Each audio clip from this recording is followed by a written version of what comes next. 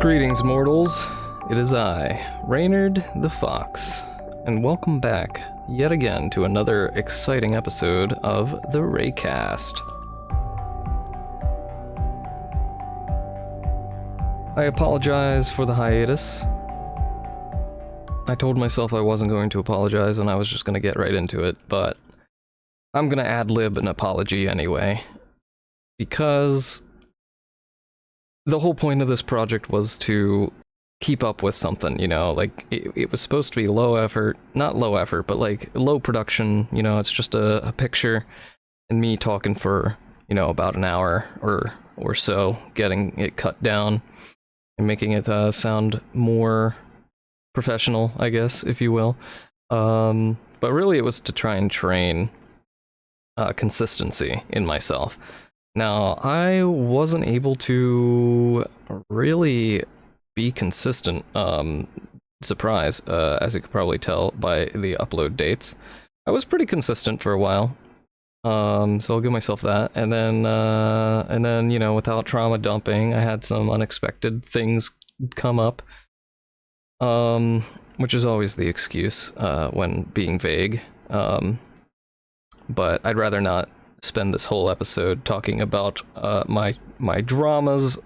I'd rather just talk about Kenshi, which we will do here in a minute. But I do think a proper introduction and a little bit of a vlog style.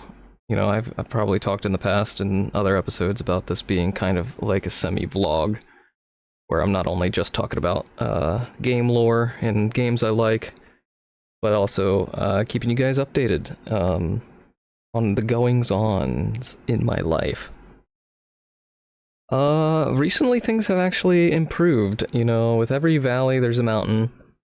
And I think I'm finally climbing back up the mountain, which is definitely a good thing, a good feeling. Like I said, some, you know, dramas happened semi-recently, so I, you know, wasn't feeling very motivated to continue making productions and stuff like that. But I've kind of made a revelation now that this is definitely what I want to do. Not necessarily YouTube, but I've refined it more. You see, I originally thought I was just going to do YouTube because, you know, it was easy. It was simpler. It wasn't like working on a big studio set or, you know, millions of dollars to make a Marvel movie, large scale VFX and all that stuff. I was like, I won't be able to reach that point. Already self-deprecative, you know. If you don't set the goals, you'll never reach them, you know? So I was just like, you know, I'll be content with just making like some good quality YouTube videos, which no one's seen yet. Well, I don't know, the stuff I have put out isn't bad, but it's still very prototype, still very prototypey. I focused a bit more on shorts, but even those have been lacking, compared to the modern day, how do I want to say, like, tradition? The meta, one could say, of constantly uploading to flood the market with your videos. I don't think this is the way. I think, people end up just swiping past, not really engaging, and forgetting about channels that do mass uploads. I think the trick to maintaining a long-lasting and quality, you know, presence is to actually make long-lasting and quality content. But the platform is not how it once was. Even back 3 years ago when I started doing all the Reynard show stuff, it still felt different. Like, AI wasn't even really a thing. I remember the first AI stuff came out and it did not look very pretty. You know, editor, who is definitely not me, put up some of the early Crystal images that I made with AI. All right, and now put some of the medium level, I guess, like as it started improving, and now go and make one right now and show what comes out. And then you can see what in just 3 years how far AI has come just on a free basis. Like all these images that I just showed are generated on free services. I can't remember the first one. Oh, I had an easy to remember name, but I can't remember it. That's gonna bother me. If I find out and research later, put the name up now. For the first one, and maybe even put the image next to it too. There you go. Alright, I'm giving myself a lot of editing work here. I gotta remember that this is a podcast, and not a video. This is not meant to go on the main channel. Sometimes I think I should maybe put these, like, cut up, like, you know, do some trimming, best moments, and such. And make, like, shorts maybe, but I think that defeats the point of having a podcast. If you make it shorts. But I see it done, other channels do it, and I imagine it's still a good way to hook new viewers. But I shouldn't talk about business. We're here to talk about Kenshi, and I should probably get on with that, as that is what most of you are likely here for, unless you're here for me, in which case, thank you. But if you're here for Kenshi, thank you anyway. Kenshi is a great game, and I'm gonna ramble on about it. Now, this episode might be still a little, what's the word? I guess egotistical? No, that's too harsh. But I'm gonna be talking about, like, my character and how I roleplayed them a lot. I kind of went hard on the notes. I hesitate to call it notes. It's almost teetering on the edge of a script at this point. I'm probably not going to try and read it verbatim to keep the casualness of the podcast alive. But I did write quite a bit of notes about all of her major story beats. So I'm actually pretty excited to talk about that. I think I want to lean into my characters a bit more on the channel, because a lot of the fun that I have playing video games is in the roleplay element, and I feel like I go above and beyond most people. I didn't realize I did. I thought, you know, a lot of people use their imaginations with video games and such. Apparently this is not the case. A lot of people see video games as like checkers and chess and like, yeah, it's a game, but the graphics don't matter, or like the story. Like, there doesn't need to be really a story to chess other than like a pawn defeated the king. Like, could be a pretty cool story, but it's still pretty basic, right? It has a set of rules, and people play it for the rules. They don't really play it so they could see a pawn, you know, take a king. They play it because it's fun to navigate the different rules of the game and try and compete against other people. This is true for video games in general. I would argue more of the PvP type of games are a lot of that. Though, you know, I still love when roleplay is added and some character is added to my PvP too. Like, I've been playing a lot of Hunt Showdown, which, you know, that might be episode 14, who knows? I haven't thought about it yet. I probably should have thought about it with how long the hiatus has been, but, you know, we're doing it live. Well, not really, this is recorded. You know what I mean. But yeah, we might do Hunt Showdown for episode 14, because I have a lot to say about Hunt Showdown. It is a pretty fun game. I gotta remember that this is the Kenshi episode, though, so I can't go on a Hunt Showdown tirade. But it's purely PvP VE. I'll never get used to saying that.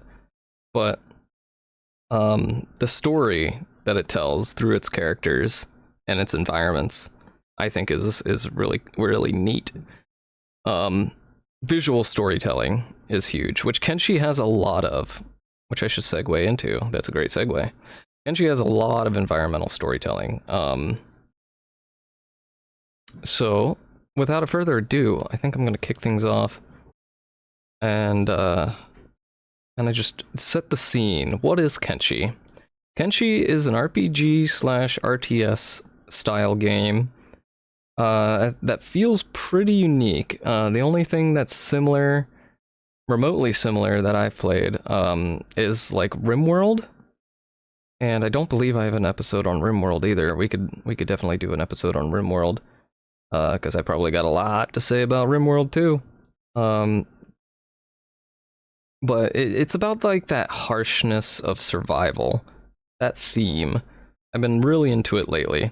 Ever since I first started Kenshi, it's been kind of like in the forefront of my mind. I find it extremely fun because I can use a lot of that storytelling potential in my characters. You know, if something bad happens to them, that can be written into the story and provide, you know, a better character and a better motive. Versus, you know, Skyrim, where you're just a god among men and no one can oppose you, you know, and you're the most holy and the most evil person at the same time. For some reason, you're chaotic and you're lawful. You're good and evil. You're also neutral. Like, that's my problem with Elder Scrolls storytelling nowadays, or rather I should say Bethesda storytelling nowadays. I'm jumping around to a lot of different games. Don't worry, we're gonna be talking a lot about Kenshi here. But that's been my problem with since Skyrim on. Everything Bethesda has released has been very like, you're the legend, not the facilitator of legends, which I personally like that a lot more. Like in Oblivion, I don't want to step on my own toes, but I also shouldn't stop myself in my own thoughts, or this is going to be an aggravating to listen to podcast.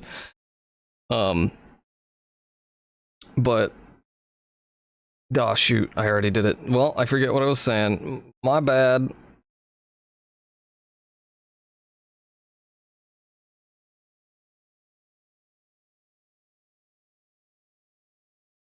Let's just move on.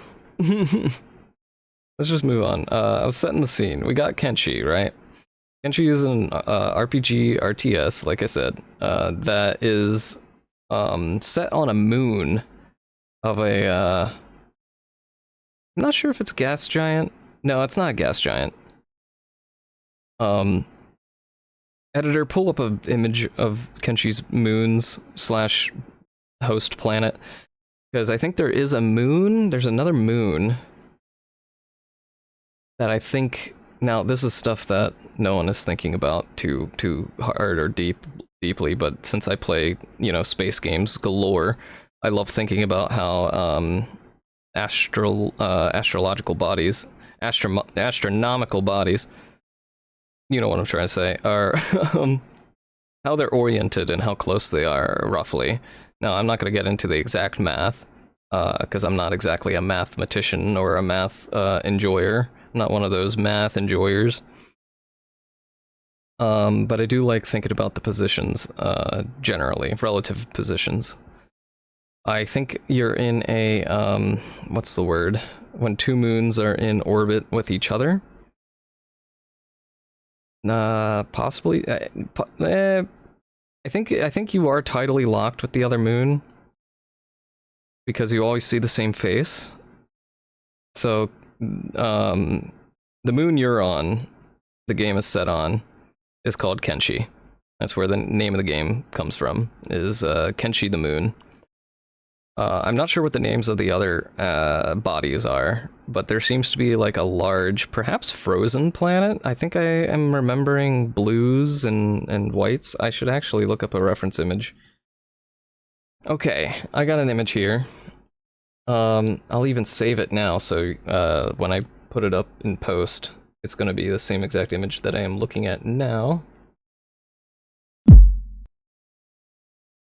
So yes, this, according to this picture, it looks definitely like there is a atmosphereless other moon that's tidally locked with Kenshi. And it also appears that you're tidally locked with the with this blue and white I'm gonna guess those blues and the white is indicative of ice. Typically, icy bodies are extremely common in the universe. Well, I don't know. I get most of my space information from Elite Dangerous, but generally when I'm out scanning different star systems, I see a lot of icy bodies. Occasionally, you know, you got the rocky bodies, and then very rarely do you have anything with life on it or water. And those pay out the most, at least in Elite Dangerous. Which I kind of trust to be scientifically accurate, despite aliens attacking Sol right now. That's okay, that's a whole rabbit trail right there. But did you know aliens are attacking Sol in Elite Dangerous right now? If you play Elite Dangerous, you should probably log in, because Earth is under attack by aliens at the current moment in time. I thought it would happen in Helldivers before it happened in Elite Dangerous, but here we are. They destroyed the last Titan, and now, oh my gosh, I'm rabbit trailing so hard. Okay, we're not doing Elite Dangerous. I'm sorry. I gotta stop my rambling here, or I'm gonna never stop. 3, 2, 1. Activating. Oh damn! I gotta get back to Kenshi. Dear Lord, the squirreling on this episode. Okay. I'm gonna say it's an icy body. It looks like a fairly large planet too. I do see some pinks and tans poking through the blues and the whites, which is making me think that there is some kind of rocky surface. I'm not sure if that means that there is any life or activity on this planet, but according to the lore of the game, I'm kind of curious now if there would be anything on these other two planets, or bodies, astral bodies. That would be cool. That would be cool. Anyway, I'm getting distracted because now I'm thinking about all these different possibilities that I didn't even anticipate thinking about. But this is a big thing. A big realization, and now I'm curious and I want to get into it. But we need to rewind. I'm trying to set the scene here for people who have never played Kenshi, and I'm doing a horrible job. Let's try again. All right. So you're on this moon called Kenshi, right? And it's just full of alien environments and different alien creatures. There's these things called gutters, or as they're colloquial, I still can't say that word, as they're known locally as beak things. They're these like monstrosities that are kind of like a mix of an alligator, a velociraptor, brontosaurus, giraffe thing. I don't know if I'm painting an elegant picture in your head, but they are terrifying. So whatever you just thought of with that image in mind, that they're probably not too far off. With like elephant feet and elephant bodies, but they got long necks and sharp beaks. Anyway, there's weird mutated dogs. I say mutated because they call them dogs or wolves, and they don't really look like any, dog from Earth that I've ever seen. But they do share a lot of similarities, which makes me feel like that's an evolution. But I'm gonna get into that in a little bit. I'm getting ahead of myself because I want to talk about all the interesting little pieces. But I need to be a good storyteller and set the scene.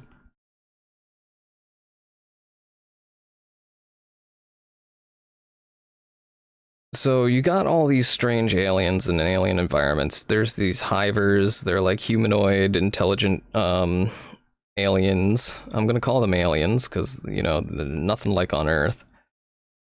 Quickly, you start to realize that this is definitely in an alien environment. First and foremost, you probably realize that it's a huge desert moon. So just by virtue of it being a desert biome on this continent that you're on. I'm not sure if the continent has a name, but you're on this continent on Kenshi. Kenshi does have a lot of water on it, which we'll get to. It might have had a history of being flooded or having a higher sea level than it currently has. Because most deserts are actually just the sea floor, or they were a sea floor at one point, which I think is really cool when you look at deserts. Like, just think of a desert as the bottom of an ocean floor. There was a really cool short that's actually kind of terrifying, but it's also very beautiful, that had me realize this visually. I think it's from Love, Death, and Robots. Editor me, do more work. Confirm and also put the put the clip here. It's just really cool seeing what's two polar opposite environments kind of really just be the same thing. It's a little naturalistic of me, or Taoistic of me to appreciate, I feel, because it shows the connectivity of even two extremes, and that's very yin-yang, and I love it. But regardless, now Kenshi is, or at least the land masses that are occupied, it is virtually a unforgiving desert. Food is scarce, water even scarcer. There is a swamp located in the center of the map, but it is home to such extreme fauna and flora that most don't dare go into the swamps. But those who do make a life in the swamps do so effectively, I would say. The swampers are a hardy folk.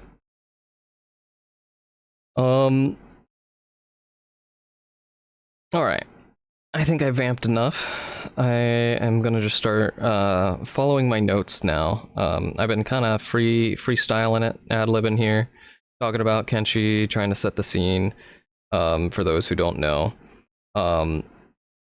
So I'm gonna just start talking about when I first started the game. I first started with a start, because you get multiple different kinds of starts if you'd wish. You could be a group of 5 people with supplies to make like a base, and then you could start building your base right away, or your town, or whatever you'd like. You could start as a wanderer, you could choose which faction you start in. But me being completely new to this game, and I didn't even know how hardcore it was, I was basically like, oh, it's an RPG. I raise my stats and I kill things, like I get into fights, I win, I'm a badass, and it's cool. That's what I thought at first. And they actually kind of trick you with the start that I chose. I chose something called the Holy Sword start, which is actually kind of a hard start, and I didn't realize it, but at least I looked really cool. The game starts you in a relatively safe area when you choose the start. You're in the Borderlands, where none of the major factions have much influence. And you could easily head to the south to the Shek Kingdom, which is another non-human but humanoid species of warriors and they're like bone giant people, like bone ogres. I'll call them bone ogres because they're kind of like ogres that have bones. I mean, most ogres have bones, but theirs are like protruding out their body and stuff, like horns and stuff. They're very horny. Anyway, you're in a relatively safe area, and with the Holy Sword start, you gain a sizable bounty of 20,000 cats, the currency in this world, to both major factions. So the Holy Empire wants you for 20k, and the United Cities want you for 20k, which is like a good portion of the north side of the continent is occupied by them. Both of those guys. Now they're fighting each other, so maybe being, a bandit, you could slip between the cracks, you're just one person. But if they did find you, they would most certainly arrest you. on site with a bounty that high. And I believe you would also get bounty hunters after you. I haven't really noticed the bounty hunters, but I do know there's bounty hunters in the game, and I think if you walk near them with a high enough bounty, they do come for you. But I don't think the game actually just sends bounty hunters after you. They might at a certain level, but I'm not sure. I have like over 100,000 bounty on one of my characters now. And there's still no bounty hunters after me that I've noticed. That's a shame. That'd be a cool feature. But anyway, when I first started, this holy sword start, the reason it's called the holy sword start is because you are given a very powerful legendary sword that originates from the Holy Empire. And it's just like this big katana that you put on your back, and it's pretty badass. And you also get like a basic ninja garb. So you got like sneaky pants and sneaky wrappings and cloth, and like my face is covered, and I looked like a cool ninja with like this really clean looking sword on my back. And I started my story. I'm like, oh man, I'm gonna be this ninja. It's gonna be super cool, and I'm gonna be a badass. So I run outside the first area, being the noob that I was, not realizing how hardcore this game was.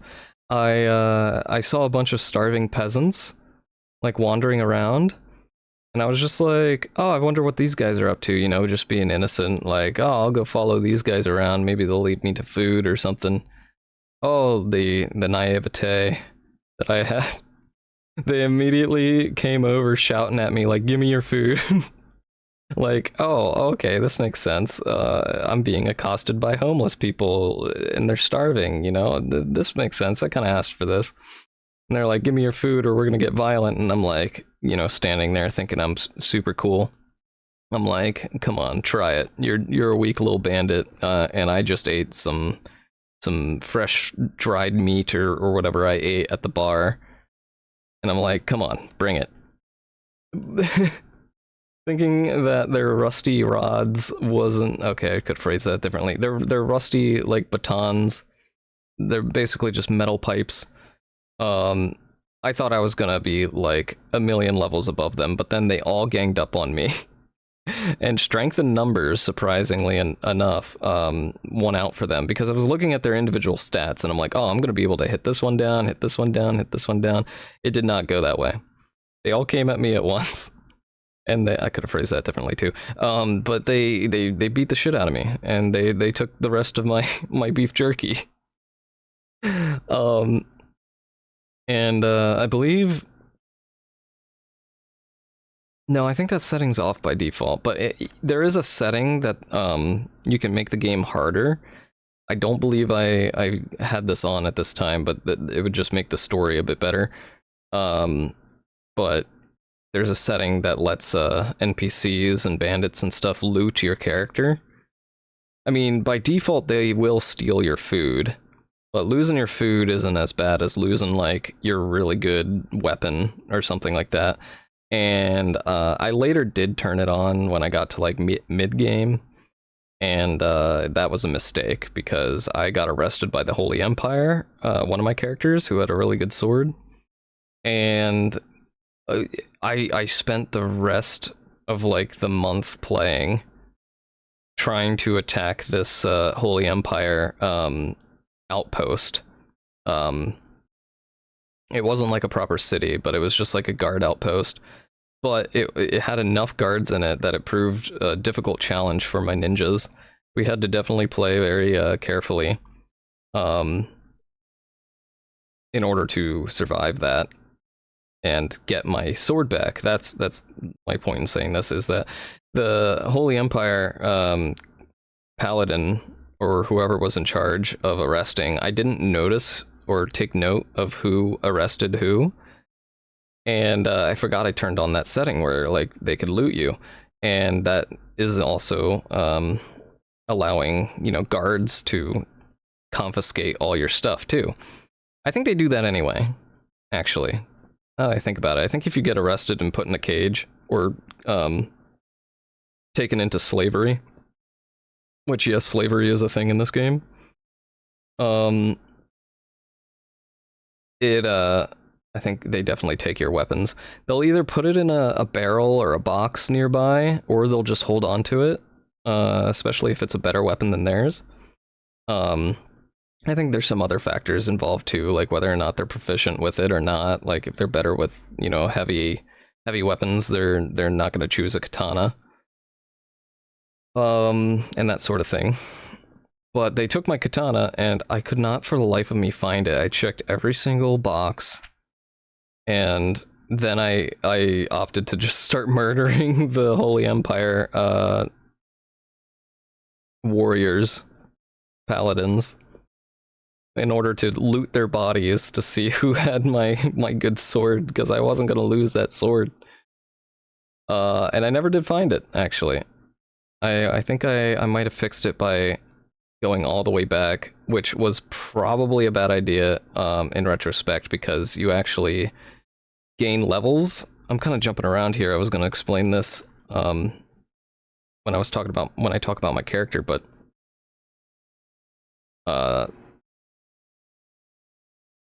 you know what, let's just do that. I'm jumping around too much. Talking about mid-game when I haven't even finished explaining my early game experience. This is another lesson in continuity for me. I do have the script in front of me, but I keep ad-libbing, and I keep getting on rabbit trails and tangents when I think of things, and I think that's okay. I think that's kind of the point of a podcast too, or at least someone monologuing to themselves in a room for an extended period of time. But for good content, I'm not quite sure. So leave a comment below if you've gotten this far and you think my jumping around is really annoying.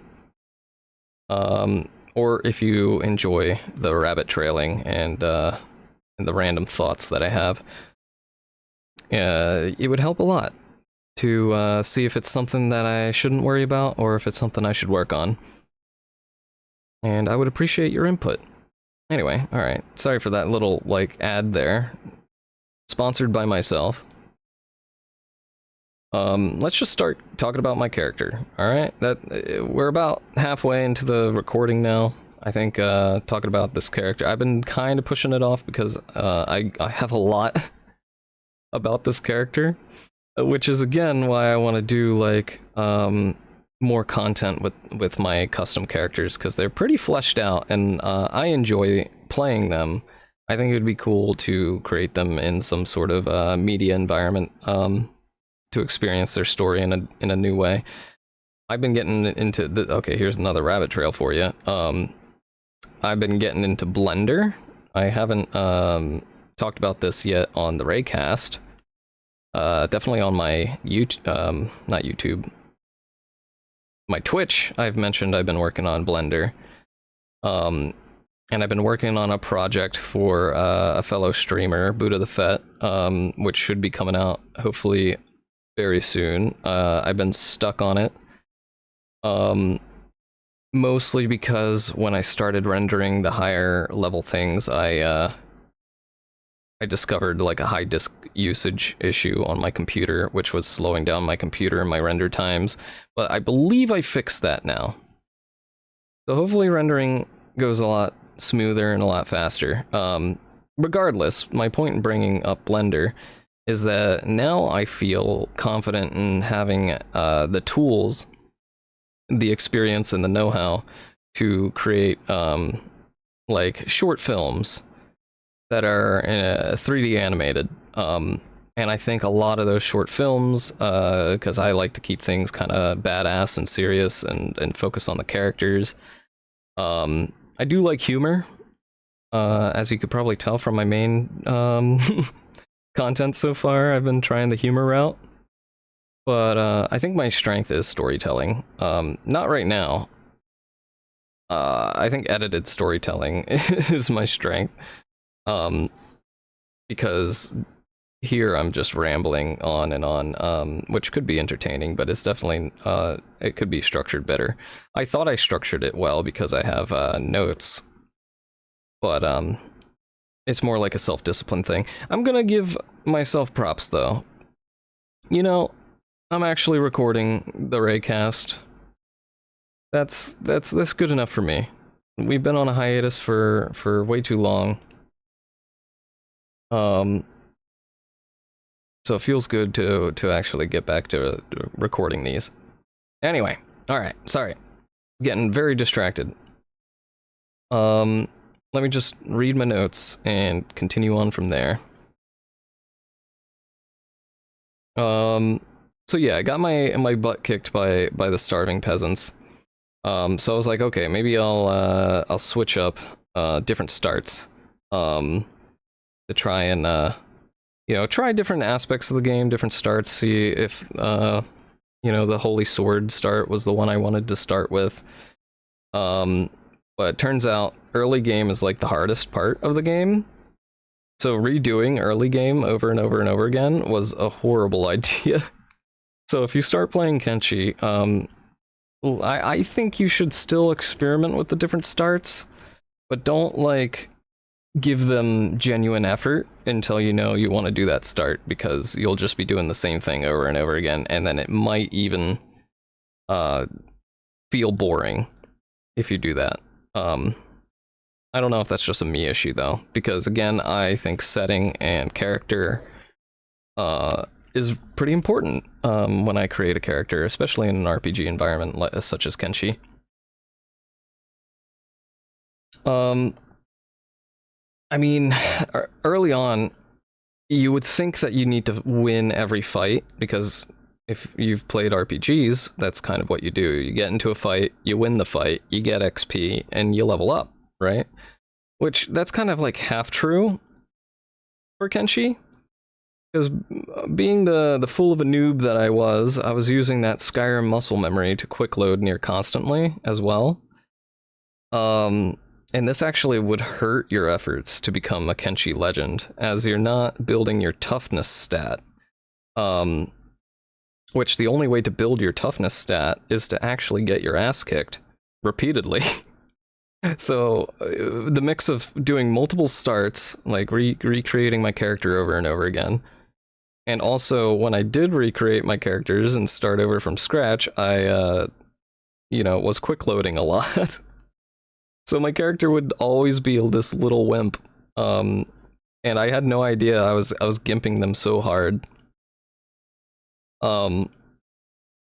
But yeah, so your toughness stat allows your character to wake up after being knocked unconscious more easily. So like if you get knocked out, you gotta like wait a certain timer depending on how bad you got knocked out, or how far below the negative went. And if it went below what your toughness stat allowed, your KO point, you would go into a coma, which was almost always lethal if you went into a coma, because normally you're bleeding, and if you go into a coma, you gotta wait until your negative body parts, besides your limbs, heal up and go to 0 again. But if you're bleeding, you rapidly go down into more negatives until you die. So comas were almost always lethal. The only time you can really survive a coma is if you have another character with you. And you can play multiple characters as you hire on more members to your party. It's kind of like a RPG at first, where you might just have like 1 to 5 guys. With no burgers. Sorry, Five Guys joke. Now I'm hungry. But it could be like a small group of people, or you can have like entire cities and like armies set up too of characters. So, if you have more than one character, you could survive comas as long as your character can get them out of the danger and into a bed, or heal them with or not really heal them. Heal is the wrong term for Kenshi. It's more like patching up, like you're providing medicine and bandaging and stopping the bleeding so they can start healing naturally.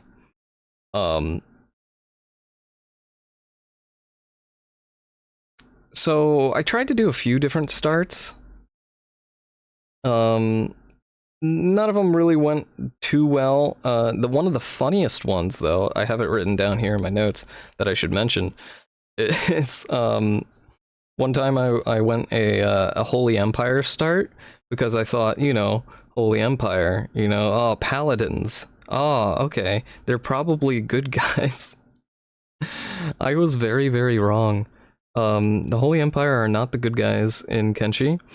I'd be hard pressed to say anyone is the good guys, except for like one or two factions, maybe. But definitely not the Holy Empire. Holy Empire might be the most hated faction in the game by both the in-world characters and the player base. I think also hates the Holy Empire a lot. They're normally the first people that they try to take out, and that's because they're extremely sexist and extremely racist. And speciesist, above all that. So, like, there's all the different species, the humanoid species that are intelligent and have sentience. They are also racist towards them, or speciesist, I guess is the correct term. Should I be saying the R word on YouTube? I'm afraid of bots. I'm so eternally afraid of bots that they're just gonna come and smack my ass for saying, like, or put like a little Wikipedia article down that says this guy's talking about racism. No, I'm talking about Kenshi. Gosh darn it. Anyway, sorry, little rant there. I hope YouTube doesn't, do weird stuff. Oh, all this automatic stuff. Okay, that's a tangent for another time. I am all over the place. But yeah, so you didn't want to go into a coma. And also, I started this Holy Empire character, right? I normally play girls in games. I was the kid that played with Barbies. I wanted to dress them up into the different outfits and stuff like that. And also, I wanted to see what happened when you took, all the Barbies' clothes off too. I think I'm not alone in that. But regardless, it's persisted into my video gaming habits as well. With all the outfits, I'm gonna self-defend here. I know no one is attacking me, but I'm still gonna put up my defenses. Playing a girl is so much better than playing a guy in video games. All right, I'm just gonna say it because, the artists, the 3D artists, and the people who make the armor and stuff always put more effort and details into the female clothing. And I'm not even meaning like, lutified or sexy outfits, and all that sexist argument of objectifying women in video games. Like, just in general, they are cooler, nicer outfits. Than most males get in video games. And I can actually, while I'm on this topic, I'll say what I always say when someone asks me about, like, why do you play only girls in video games? I almost always respond the same way. I tell them the story about how when I was playing Skyrim, actually, when Skyrim came out in 2011, I was playing it on, like, the, what do you call it, like the living room TV, and my dad comes home from work, and he's like a gruff, hardworking car mechanic and painter. So, typical dad came in and he saw me playing Skyrim, and I was playing one of my characters that also has a lot of lore. He's one of my characters from my book, or he was originally a Skyrim character and then I put him in my book. But regardless, I was playing a male, and I was in third person, and I was running around, and I think there was like some kind of obstacle in the way or something like that. So the camera, like, I was trying to look up, but I couldn't really see around my character model. But to him, it looked like I was, pointing the camera right up his ass. And he made a joke, and it was a funny joke, to be honest. It was like, I forget exactly how he phrased it, but the way I remember it was phrased was just like, oh man, what are you, like, looking at a man's ass all day? And I know some people might see that as homophobic, but as a straight person, he was absolutely correct. He was 100% correct. Like, I was like, oh my god, that makes sense. Like, why am I playing a male character? I think because, like, I was projecting myself. Like, I'm a guy, so I'm gonna play a guy, so I, you know, can feel more related to my character. And then I went, oh my god, wait, you can just disconnect that like personal connection and just like make a Barbie basically. And so Reynard became a 3D girl objectifier, I guess. That was a long tangent, and I don't think it was necessary. But you know, it was necessary. I had to get that off my chest. You know, gosh darn it, let me play female characters in video games. No one's stopping me, but I still feel the need to defend myself. Because it could be seen as weird, but I also don't care if I'm seen as weird. I know that's a very typical like response, but honestly, like, yeah, I can't say I don't care because I just spent all that time defending my decision. I think the real reason is not embarrassment, but it's like a weird sense of pride. Like, I'm just like, look, I do this because it's fun. I don't know, I'm not making a great case for myself anymore. You either agree or you disagree, and you could play whatever character you like. I'm just trying to explain my thought process, is that I think my dad was correct. I'd much rather stare at a girl's ass as I play video games. Wow, that was a tangent. I didn't realize until the end of that last sentence. That was a pretty big tangent. Let's get back to Kenshi, please. Let's get back to Kenshi. I haven't even started talking about my character. Oh my golly. I haven't even introduced them. I'm still talking about the Holy Empire girl. Let me finish that. Alright, so Holy Empire, very sexist, very speciest, very racist. Saying that weird for the bots. But yeah, so what happened was I was like, okay, I'm gonna be a female paladin, and it's gonna be cool. I'm gonna be like this badass, heavy armor wearing, heavy weapon toting warrior of a woman, right?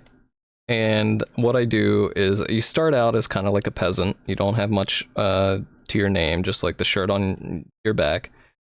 And you, so I spent a whole bunch of time going to the mines, which is normally full of slaves, but I was free, and considered myself as a Holy Empire citizen.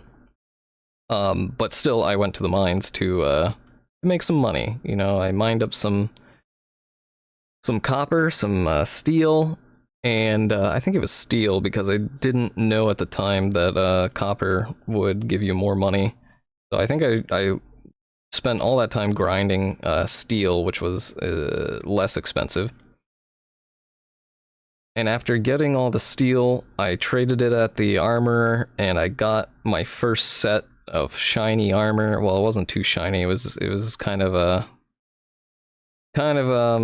hand-me-down set of armor. It wasn't the best. I forget what the term is. Shoddy. It was a shoddy armor set. So I just got this clank of metal, you know, strapped to my chest now, which feels better than just a shirt, you know. And I do it some more. I get some more ore, some more ore, sell it, get a new weapon. Now I got a brand new weapon. They're called the Paladin's Cross, and I started to feel like a real paladin. So I'm like, okay, now I'm gonna begin my pilgrimage, my holy pilgrimage to go help those in need. And I left the town that I started in, and all I wanted to do was go to the nearby farm to see if the farmers needed any protection, or if there was, you know, any ne'er-do-wells to thwart, etc. So I traveled to this farm, and the moment I enter, I'll never forget this. One of the top 10 moments in gaming in my career, I think, is I get there feeling like a hero, just beginning their journey, you know, and the guard outside sees me and goes, I don't remember what exactly he said, because I was speeding up time to travel. So time was sped up, and I didn't realize something was going awry until too late. But I thought I saw for a flash the dialogue was just like, "Who let this woman out?" And immediately the guards started attacking me. And I think it's because I was wearing holy armor. Even though I purchased it, I think there's a law. I could be wrong on this. I'll have to look into this, see if I'm not making this up or not. But I think it is a mechanic in the game that, like, there's a law in the Holy Empire that, like, women can't be warriors. So when they saw me with a weapon and armor, I was breaking the law for being a woman with a weapon and armor. I had no idea that this was even a law, and they attacked me on sight. And they arrested me, shaved my head, put me, sold me to slavery, and then I watched them travel me with a group of other slaves down a really long road to the north to a hell pit called Rebirth, where they kind of like indoctrinate and reprogram slaves into being loyal slaves. Really messed up place. And basically they're just there chipping away at the environment, or like the mountain or something like that, mining it, and creating this giant statue of Okran, which is like the Holy Empire's god that they worship. So that was like one of my first 3 attempts at starting a new game in Kenshi. And it did not go well. It did not go well. I thought for a while I was gonna escape Rebirth. I'm like, okay, I'm in Rebirth, you know, it's probably like Skyrim. It's not like Skyrim, spoilers. I was like, oh, maybe, you know, there's a secret area. Like in Skyrim, there's, when you get arrested, you could literally just sleep your time away, which just skips your time. Except when you're in Kenshi, if you're sold into slavery, there is no time limit. You're just a slave now for the rest of your life. You basically, your only option is to escape slavery or be purchased, which I don't think your character can be purchased. I don't think that's possible. Unless, I think it is possible, but again, it's probably like if you have multiple characters and you send one of the characters in that is, you know, aligned with whoever's selling your other character. It's a very specific situation, probably, in order to buy your character's freedom. I bet it's possible, though. But, you know, too specific that you can't just be bought if you're just a slave, you know. You kind of gotta escape. If you're on your own, or if your whole party is taken. So I thought for a while it would be like Skyrim, you know, I just need to explore around a little bit and I'll find some secret exit, you know, I'll find some kind of hidden pathway where I can escape. Nope. Nope. It is a heavily guarded stronghold that no one can escape from. It's awful. It's got highly trained, heavy armor, heavy weapon guards, or paladins guarding the doors, or the exits, the entryways. All of it's like suspended up into the mountains, so you need to first climb the mountain paths, which are constantly littered with patrols and slave drivers. It's like impossible to break out. So I tried playing this character for a while, thinking I could escape slavery from like this compound, and it was fun, but I never did. I never escaped, and I eventually gave up on it. Now, that's not even the character that I went on to play. I actually went back to the ninja thing, because I liked that thematically. So I did settle on my ninja theme, because I think I saw some Kenshi art of a lone samurai, And I think there's the whole theme of like a desert ninja, desert samurai thing is just super cool. I like that a lot, like aesthetically, visually, and how I see it in my head. It's really neat. I think I just like desert biomes in general. Deserts and ocean biomes are probably my favorite places to explore. I do like ice. Ice is cool too. But like ice caves. Anyway, I'm getting distracted again. So I settled on the ninja character. But I didn't continue the Holy Sword start. Because I wanted to try something different. Not different, like, entirely. Like, I knew I wanted to go ninja, but I wanted to do something that would, I don't know, be fun, and different from the Holy Sword start, because I did play that a good bit. I think I got that character up into the set up in the swamps, but I had no idea how to defend myself or build walls or anything, so I constantly was fighting spiders and stuff, trying not to get eaten in the swamps.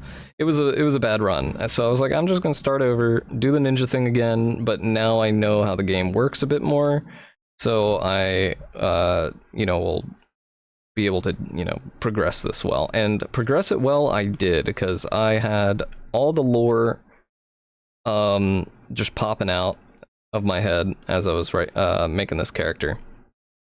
Alright, so for finally the build-up that's taken all this time, and the recording's almost... I got 3 minutes, oh my god. I was gonna start talking about this character at the 30-minute mark, but it turns out I'm gonna go a little over. I'm gonna expedite it a little bit more, but I think it's funny that I've been rambling so much that I'm pretty much almost at the end of my recording time. And I keep teasing, talking about this character, even from the beginning. Anyway, let's finally do it. I need to figure out a focus tracker method going forward with these podcasts, because I squirrel brain a lot. You can blame the severe ADHD for that. Anyway, getting distracted again. Let's talk about this ninja character. So I chose the rock bottom start. Now, one would think this is a hard start, and it actually, yeah, you would be right. You'd be right to think. Pretty much any Kenshi start isn't easy, except for maybe the one where you start with a bunch of supplies and multiple characters.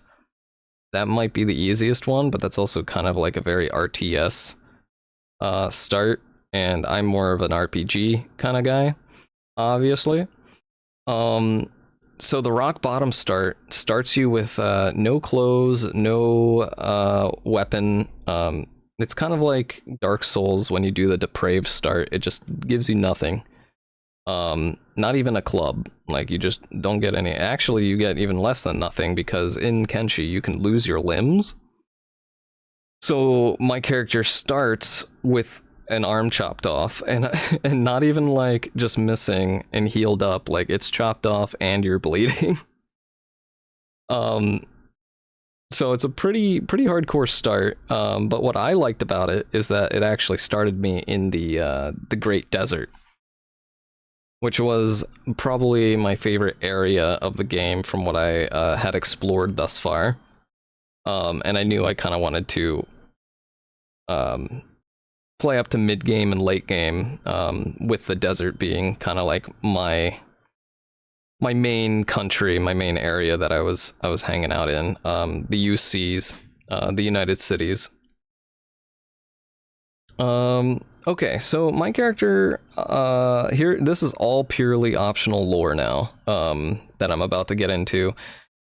A lot of it is influenced by how I played the game and the series of events that I did playing the actual game, but some details are fluff and added in because I can. So my ninja character, who wasn't a ninja yet, at this point I'm just rock bottom. I got nothing, no armor, no weapon, my arm's chopped off. And you start in an area to like the north